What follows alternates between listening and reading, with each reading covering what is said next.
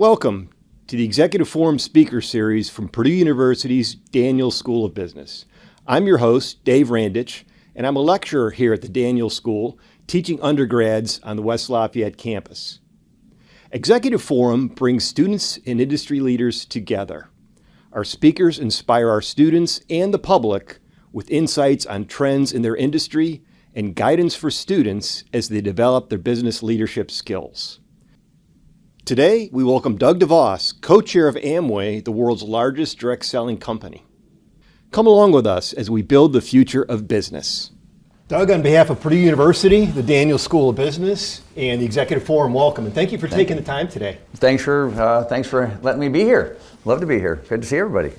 So I'm going to jump right in on leadership. This week in my classes, we're all talking about leadership styles and how we can learn to be leaders while we're here at the Daniels School. We just heard about your long list of leadership opportunities you've had. Can you describe for us your leadership style and perhaps how it's evolved as you've gotten more mature? Sure.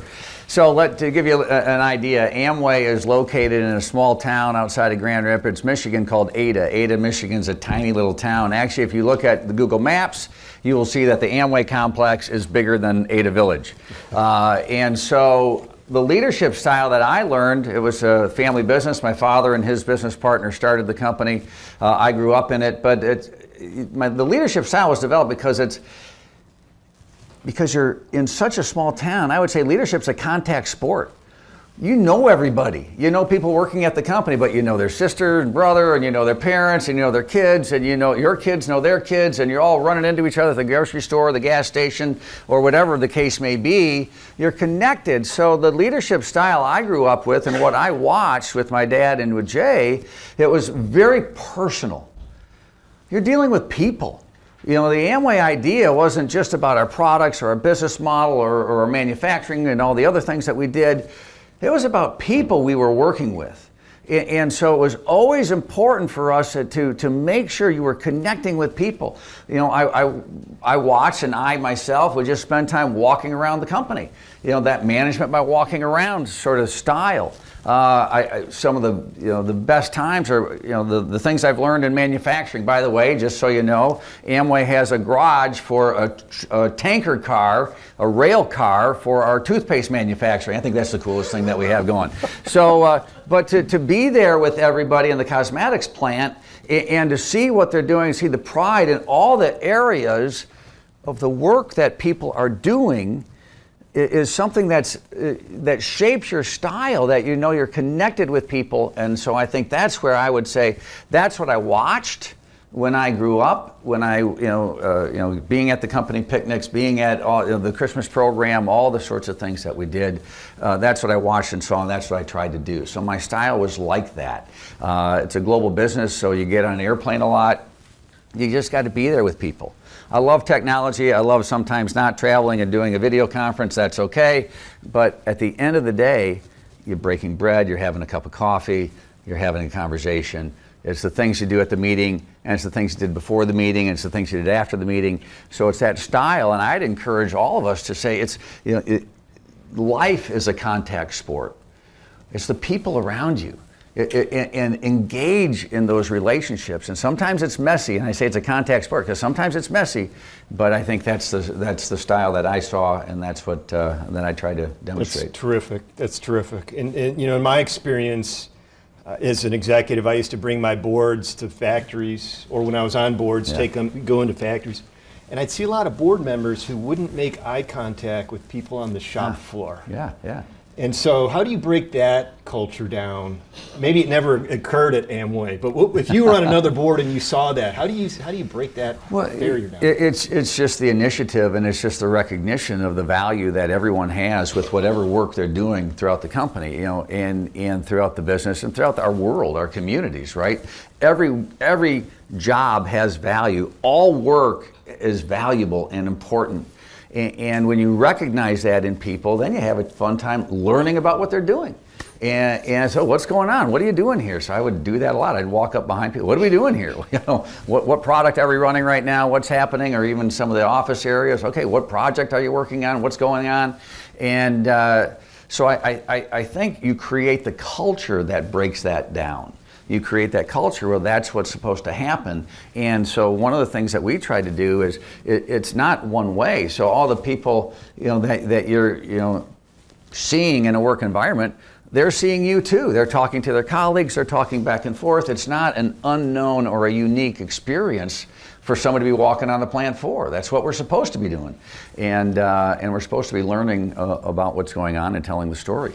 Yeah. So I love your point about every job is important and every person in those jobs is important, right? Yeah. To all of us. Yeah, it really goes back to this value of personal worth. Each one of you have a unique set of talents and skills and gifts, but you're more than that. You're more than just a bag of a package of talents and skills and gifts.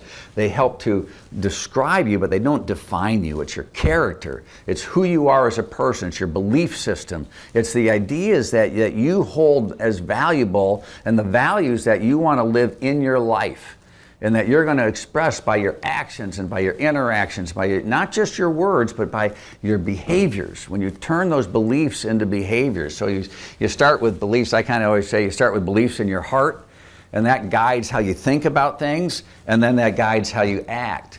And so when you believe that everyone is special and you're created with unique gifts and talents and characteristics, and then you start to think about people in that light, and then you say, okay, well, what's your gift? What can you do? How do you add value? How can I help you, work with you, so that we can add more value together?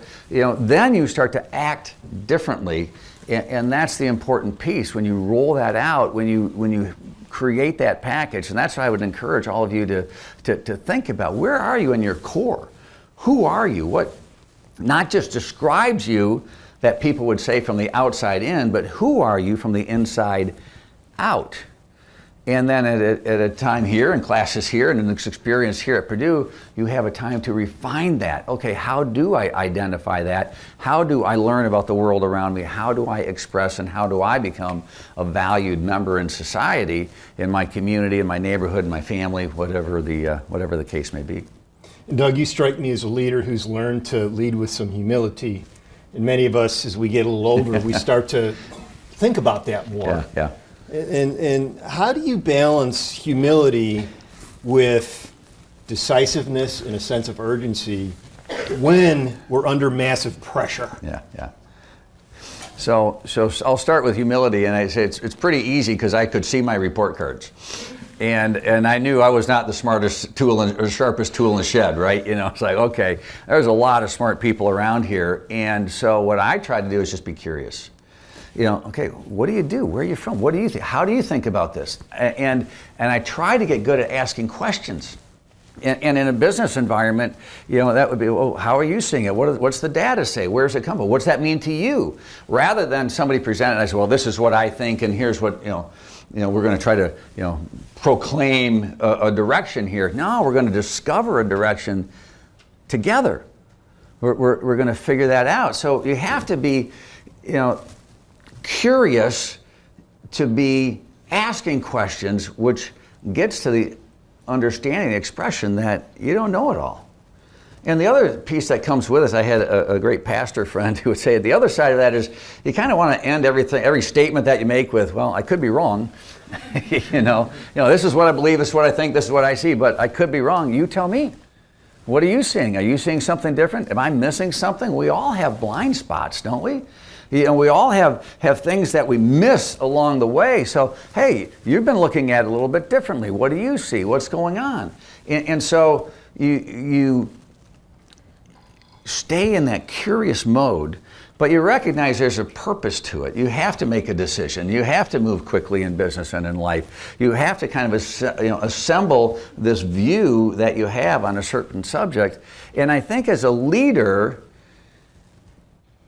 and if this term servant leader requires you to have that sense of urgency and decisiveness, because your team is like, what do you want me to do? Well, what is the vision? What is the strategy? What's going on here? So you have to make decisions. And so I think that sometimes speeds up the process of being curious. You better ask better questions. You better ask more questions. You better do it faster so that you can get to a place of saying, okay, Here's where we're going. Here's what it looks like. I can describe it in the best way that I can. And okay, people said now they have answers. And then the next question, okay, what's the first step? What's the next step? How do we go? How do we improve? How do we get better as we go down that track? But you have to be decisive. You have to be clear. In a big organization, and you have to communicate that. We found sometimes we would develop a strategy in this, in the senior executive team, and we'd be talking about it for a while, and then we'd roll it out, and then it was like we'd wonder why nobody got it. And they said, well, you guys have been talking about it for months, and now you decide to tell us. Great. Well, you might need more than one meeting to tell us. You might need to elaborate a little bit more. You might need to interact with us a little bit more. You might need to do a few different things. And we're like, oh gosh, yeah, that makes sense, doesn't it? So being a servant leader doesn't take away from decisiveness or direction or urgency, but it adds in a sense of humility that you're working with the team, and that you recognize the value that each team member is bringing, and that you're connecting with them in a way so that you can all be better together. That's terrific. And I know that you were on the football team when you were here, and you're going to go talk to the squad later today, I think, which is really exciting. Yep. I actually didn't make the team when I was here at Purdue, but I always tell my students that if you want to be able to do things under pressure, you got to get reps in when you're not under pressure, right? So practice in class, so that when you're under pressure, you don't revert to your bad self. Do you have anything to say about, am I right? Reps, and is there a sports analogy here? Yeah, absolutely. And I should clarify, I was a walk-on. Okay, but you made it. And I stayed on the team, and I made the travel team my third year. Okay. Well. So I got to, the best thing is I got to watch the games from the sidelines. And when you don't play on Saturday, you don't get hurt. So that's the other. But it was one of the greatest experiences of my life. To be on a team like that, and to be part of an organization like that had to put it to the test every week. And maybe the best experience I can relay on that is, in end of the week, playing Ohio State, the coach says, guys, we can go toe-to-toe with these guys. We can beat these guys because of what you did this week in practice. I watched you in practice. I've been seeing you in practice, and you had a great week of practice. And when you have a great week of practice, we can have the confidence that we can go toe-to-toe with these guys and beat them, and we did. Right. They were ranked number 2 in the country at the time. Greatest experience I can remember. I remember looking at when they were trying to get back and score 4th down, and the quarterback got confused and threw the ball away to stop the clock, and we all went, I think we just won the game. But it was the greatest experience of my life. But these things require practice. Life requires practice all the time. You don't just store it away, and you don't just wait for some time in the future. One of the things we were talking about with some of the programs here is, how do you apply things? And how do you apply them now? Well, you can go out right now and make a new friend. You can go meet somebody in the hallway or in the elevator and go introduce yourself in a new way. Start to build a relationship, because business and life is about relationships, not transactions. Transactions are part of it, but it's about the relationship that you build. And you can apply those things. You can put these disciplines and these learnings into practice right now. Find a reason, find a way, volunteer, work somewhere, whatever you're doing, whatever role you can find. You can have a way to apply these skills today, to develop these sorts of things, because it's that practice and it's that repetition. So when you have a big presentation, when you are in that interview, when you have these sorts of things happening, you're prepared, because I've been interviewing all my life because I've been trying to make a friend. I've been trying to work with a teacher. I've been trying to interact with a neighbor and not get in trouble. Or whatever the case may be. But these are all things that you can do in your life right now. You don't have to wait. It's not like, I'm at this university, and as soon as I get a diploma, then I'm going to do it. There's a guy in the Amway business. Amway's a direct selling company, and everyone's generally, they're self-employed. They have to, have their own initiative to be successful. And my father would always tell the story of this one guy who lived in Montana. And every week he would write, or every month he would write a letter and say, I can't pay for the products, and next month I'm going to do something great. And he always signed it the Western Horizon. We're Amway's Western Horizon. This was early in the days, and it was always going to be something. Oh, but this month, my wife got sick. This month, the car had a breakdown. This month, sort of something. You can wait forever, but do something, and do it today. There's no need to wait to make a friend. To have a date, to do what you do when you're young. To learn something else, to ask a question, to stay after, to take advantage of office hours with your professors, to go, I want to talk about this, I want to learn a little bit more. I had a great teacher in high school, math teacher, that would never give you a failing grade. And I may have stumbled into a pop quiz that I wasn't prepared for, and he would just write on the paper, "See me." It's not a very exciting meeting, is it? It's like, okay, yeah, obviously I wasn't aware of this. That wasn't a C plus or C minus. No, it was see me. S-E-E, see me, come see me. And he say, obviously you don't know this stuff. Let's talk about it. Because his job is so that I knew the material. And so, so that idea of interaction and taking advantage of the people around you, especially at this university, sit down with a colleague. Hey, how are you seeing things? What did you take away from the class today? Rather than I just got to go to the next class. And I know there's a balance in there, but I'd encourage you to put into practice as much as you can, as quickly as you can. Terrific. Now let's talk about when we have a problem. So, are there problems here? Sometimes, you don't have problems not here, but maybe up over at, some of the things you've been doing. Let's say you start to sense the culture is adrift. Maybe you've got some cultural issues you've got to get in as a leader and deal with.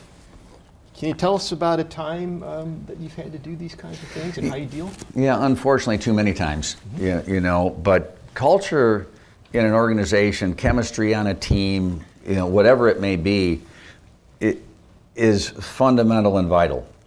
And all the pieces, right? Culture eats strategy for breakfast. We've heard that sort of stuff. And I can just tell you it's true.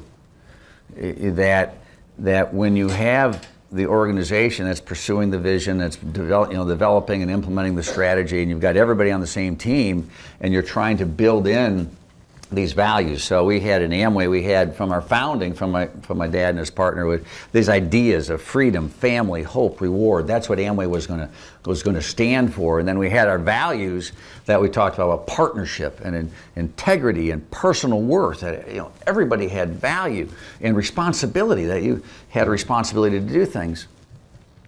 And unfortunately, probably the integrity and the partnership ones were the cultural misses with some people at times.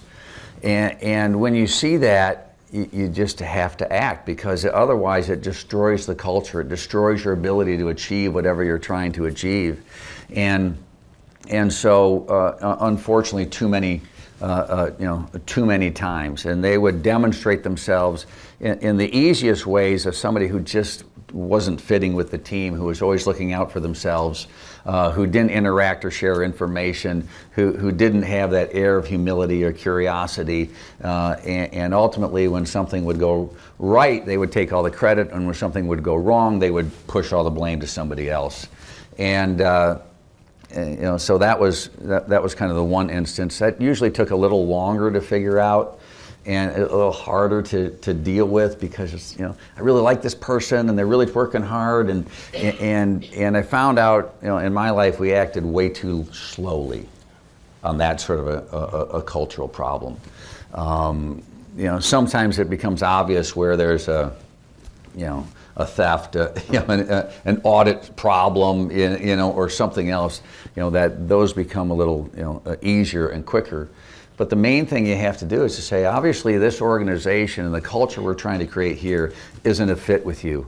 You need to go somewhere else, because we can't have you stay here.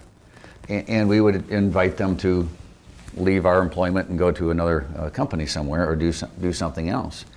And that's never fun, but it's vital. And once it's done, the whole organization goes, oh, finally you saw it. Holy smokes, we've been dealing with this person for a long time. And trying to work around them and trying to deal with things. And finally you took action. Finally you did something. But you're only able to do that when you're clear about who you are. So if there's a friend who's just not, you're trying to deal with them, you're trying to help them, and finally, you need another friend, because I can't help you. I can't, I'm just disconnected sometimes. But in an organization, culture's everything. And when we've had those instances, generally poor performance is associated with it, and employee engagement, all the scores that you would try to have to measure the health of the organization just start to go away. And then when you dealt with it, things would change in a heartbeat. That every the chemistry, the culture would come back so quickly and wonderfully. But so you never want to miss it, and you never want to be so slow that it infects and ultimately kills the organization. So those are the things that we and I had an experience recently where we let it go a long time, and I had people coming up to me just with tears in their eyes saying, "We thought you forgot about those values." This was an international market that I was visited recently, and we thought you forgot about us. We thought you didn't care anymore. We thought the things that you said in the first place weren't real. We didn't trust you anymore. But now that you've come back and you've taken action, I can believe in you again. I can believe in this business again. But it was personal. It was you. I can believe in you again. I thought you left us. It wasn't the company. I thought you left us. I thought you gave up on me. And so dealing with the cultural impacts and dealing with it personally, because we're all people, is the vital element in the topic, I think. And Doug, let's now talk about the leadership opportunity for our next generation here. Sure. We've gone through a period where free market capitalism has lifted billions of people out of poverty across the world. Yeah. At the same time, we're seeing it in cases unequal outcomes economically, and it's leading to some political instability, almost, we could say. How do these young people, because we're going to leave the scene, how do these young people develop into leaders that can help with that particular tension? Yeah. Well, I would start a little bit with trying to put it all in context. I think before there were any economic systems, there were unequal outcomes. Some groups of people would do better than other groups of people. Some, and some people inside that group would do better than others. That's just life. We're all given different talents and skills and different abilities to be successful here and there and everywhere else. But I think when you think about it, again, you have to put it in context and say, okay, well, what's the best way to create opportunity for people versus manage outcomes for people? Because as soon as you start to do that, I think you dehumanize the person. Okay, I'm here to manage you. Now it's my job to take care of you. Now I need to do something different for you because obviously you can't do it for yourself. And I reject that completely in any way and in any shape or form. And we have found, in our business, we found unequal outcomes. A lot of people, in our sales force especially, some people can excel and do very, very well. Other people, they can't do it. They hit a level and they kind of get stuck, and they're working hard.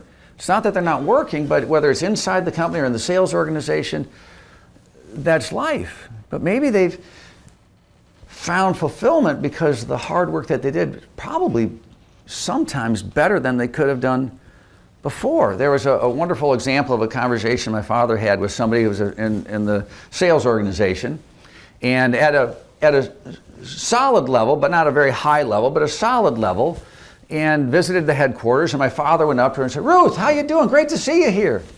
And she said, "Well, how do you know my name? I'm only a platinum, or I'm only a direct," was the term that we used.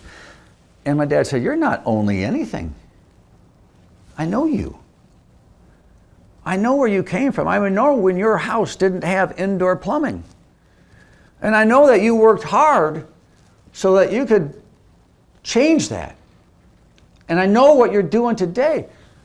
You are special. You've done well. Don't tell me you're only anything. You're special." And so when we talk about the founders' fundamentals, so again, my father and Jay Van Andel, buddies in high school, both served in World War II, but they had two major issues that defined their lives. One was the Depression. They both grew up in the Depression, so they had economic hardship, and the second was World War II. But they connected those two. And when they talk about freedom, they talk about personal freedom, free speech, the things we think in the Constitution, but also economic freedom, which is free enterprise. Capitalism, that idea. And it doesn't take too long to look around the world and see which method has been generally more successful for more people.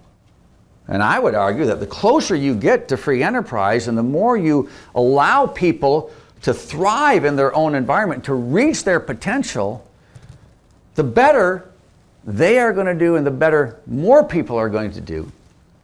But better for one may not be equal to better for another. And you have to recognize that sometimes you're going to get unequal outcomes.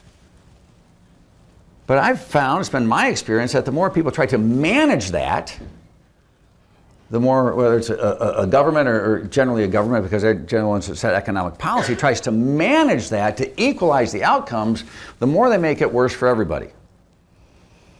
And so just, pick your country, look around the world and kind of compare a little bit and see the further you get away from free enterprise, the worse it gets. So we opened Amway Ukraine a number of years ago.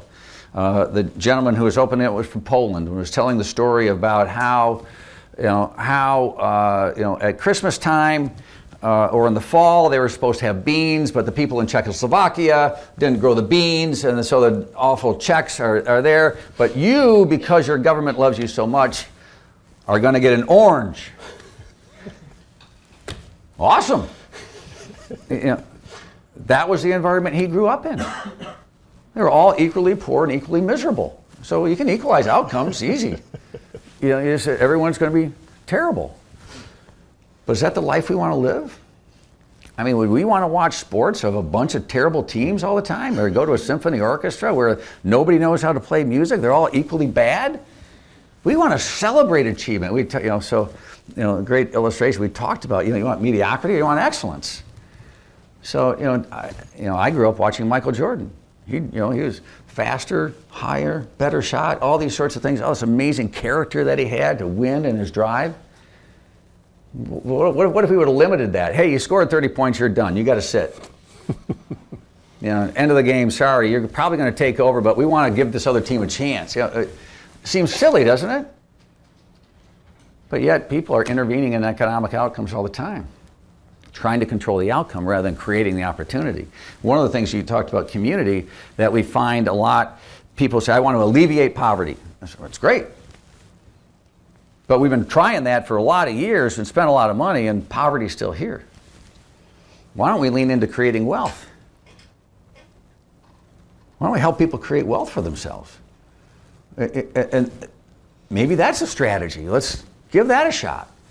Because generally, again, it's been demonstrated to work the best for the most number of people around the world over time. Yes. But why do we go away from that? That would be my argument, is that you're going to have unequal outcomes. That's okay.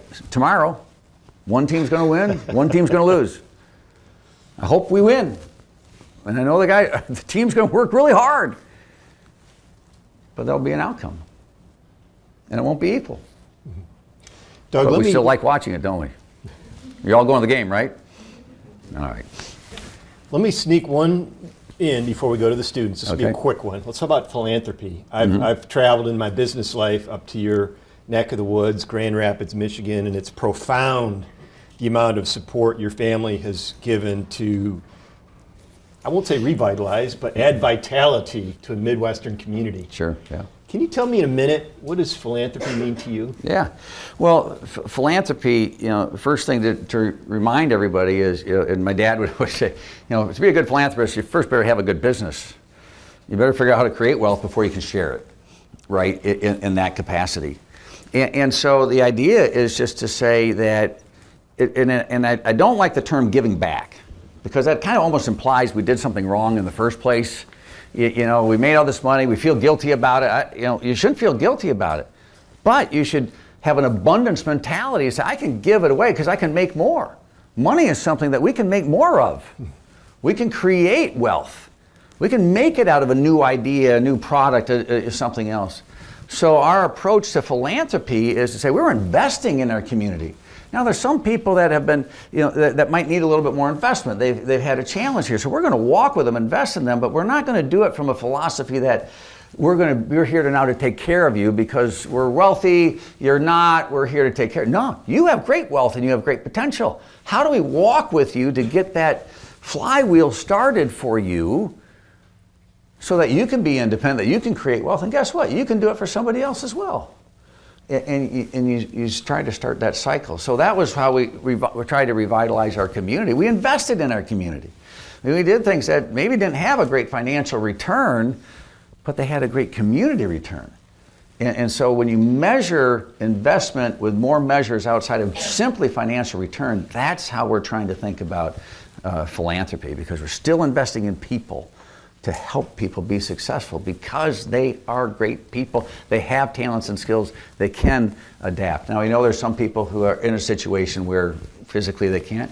We got to be there to help as well. But for a lot of people, we can help by investing in them and view that community as an emerging market and how to invest. Wonderful, wonderful. Doug, it was a great honor to have you here. Thank you. Thanks you all for your time. Forum. Yeah, thanks everybody. Keep working. Thank you for joining us for this episode of the Executive Forum Speaker Series. Learn how the Daniels School is building the future of business by visiting us at business.purdue.edu. That's business.purdue.edu.